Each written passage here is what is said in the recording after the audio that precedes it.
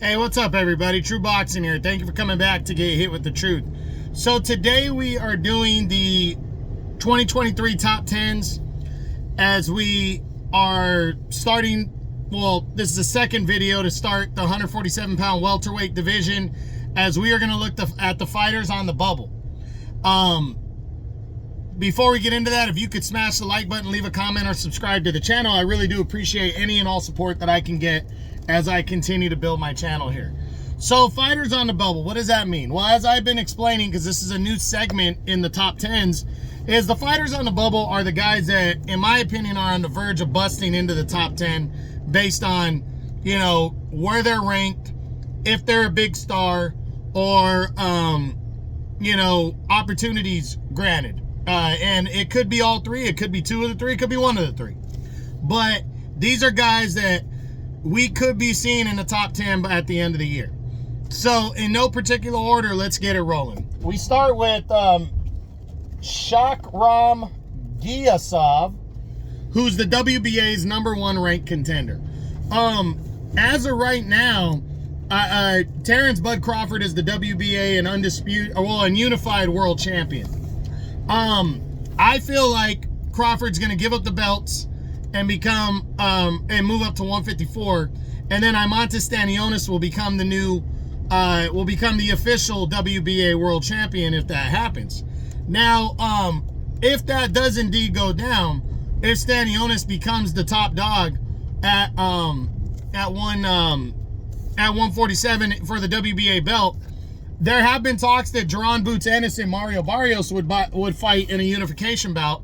So what I think is going to happen is Stanionis, while he waits around for the winner of that fight, he probably will be fighting his mandatory challenger, which would be Giyasov. So Giyasov could very well get an opportunity at Stanionis. And for Stanionis, he hasn't fought in what is going to be close to almost 2 years. So if Giyasov gets the opportunity, it's going to be big. And if not, he can fight whomever would be next in a final eliminator to get in line. So, you know, Giyasov has a big opportunity being the top dog right now, and he needs to maintain that status for as long as he can, you know, to try to move in line for a title shot this year. The WBA's #2 contender is actually Keith Thurman. I doubt Keith Thurman is going to want to fight Giyasov because he only wants big fights. So we could be seeing Giyasov in the ring against potentially Radza Butayev, you know, to urge the final eliminator. But at some point, I think Giyasov is going to get either an eliminator or he might get an opportunity at Stanionis. So he needs to take advantage of that. So we'll see. Then there's Soleimane Gisako, I think his name is. Don't hold me to these couple names. He's a WBC's #2 ranked contender right now. And again, Crawford is the WBC champion and unified champ. I believe he is going to vacate all 3 of his belts. And Mario Barrios will be upgraded to WBC champ. And I think Barrios is going to be allowed to fight Boots Ennis in a title unification bout. So what does that mean for this guy, for you know, Gisako?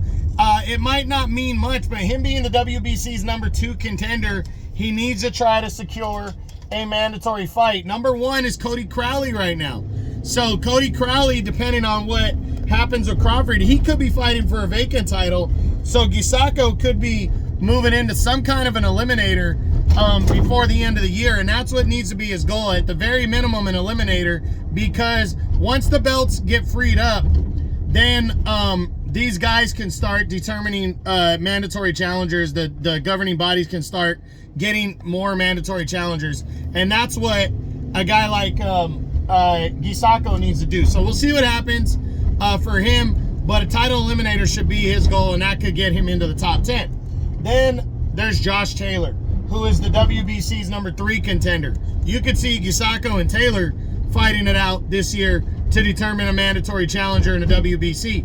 Josh Taylor hasn't officially made it known that he is going to be moving up to welterweight, but the fact that he is ranked so high in one of the governing bodies like this without even competing at welterweight tells me he's very interested in making the move to 147. I just think he's looking for the right fight, either a big fight or a fight to determine a mandatory challenger. So I think he's waiting around to see what Crawford does. If Crawford vacates the belts, that way he can smoothly run in and move straight into a final eliminator. But Josh Taylor, if he makes the full move to welterweight, he could get a title shot this year, or at the very least be the mandatory challenger heading into 2025. So we'll see. Then there's Radza Butayev, the former WBA regular champion. I know he was on my fighters that dropped out. I know he technically debuted at 154, but the guy's still ranked number 3 in the WBA, which is a high ranking. He's a former champ, and I still believe that he might want to compete at 147. Once Crawford determines what he's doing with the belts, I think Stanionis is gonna be upgraded to full champion once Crawford vacates. And then, as I just said a few minutes ago, Giyasov and Butayev might go at it, because I doubt number 2 contender Keith Thurman is gonna want to deal with a final eliminator. He's gonna want a title shot or nothing at all. That's what I think, or just a big fight for Keith Thurman. But we'll see what happens. Well, you know, he's got to give up the belt first, and then also when Butayev announces his next fight, if it's at 154, we're gonna know he's most likely not making a move back down to 147. So we'll see. Then there's former world title challenger David Avanesian, who is the WBC's number 4 contender right now. Avanesian is not going to be viewed as too threatening of a challenge, to be honest. You know, he's just not going to get that kind of respect following the way he was destroyed against Terrence Crawford. And to be honest, he hasn't really beaten anybody prior to that anyways. He hasn't beaten anybody big to determine or to declare himself a serious threat in the welterweight division, but he is number 4 in the WBC. And to be honest, if Josh Taylor makes his move and gets into some kind of an eliminator, and it's not a final eliminator, I think this guy is a good opponent for him to come up and test himself against. So I think Avanesian might get opportunities just based on people not giving him the respect that, you know, giving him any respect. And then there's Conor Benn, the WBC's number 5 contender. You know, Conor Benn looks like it might be competing at 154, but we really don't know. Conor Benn, after almost not fighting at all in 2023 and coming back towards the end of the year, it was technically at 154, I believe. But I think Conor Benn still might want to make some noise at 147. I think he's just going to weigh out the possibility of the Chris Eubank showdown, and stay up in weight. So Conor Benn, though, before the end of the year, could make his move back down to 147 and be competing there, even though his next fight, I believe, is at 154 again. But we'll see. You know, by the end of the year, he could make his move back down if he can make the weight. Right now, I'm leaning towards he's probably not going to compete at welterweight, but he still could. You know, he was making noise there. It didn't seem to be a problem for him to make the weight. So we'll see once he gets back in full time and he's rolling. And once he decides if he's going to get the rematch with Eubank or not, he can determine whether he wants to move back down to welterweight or stay at super welter, between super welter and middleweight. So we'll see what happens. But that's it. That's what I got. That is my 2023 top 10s. And these are the fighters that are on the bubble, on the verge of possibly breaking in to the 2024 top 10s. So we'll see what happens. But that's it. I hope you enjoyed the video. If you did, smash the like button, leave a comment, or subscribe to the channel. I appreciate any and all support. This is True Boxing. You've been hit with the truth.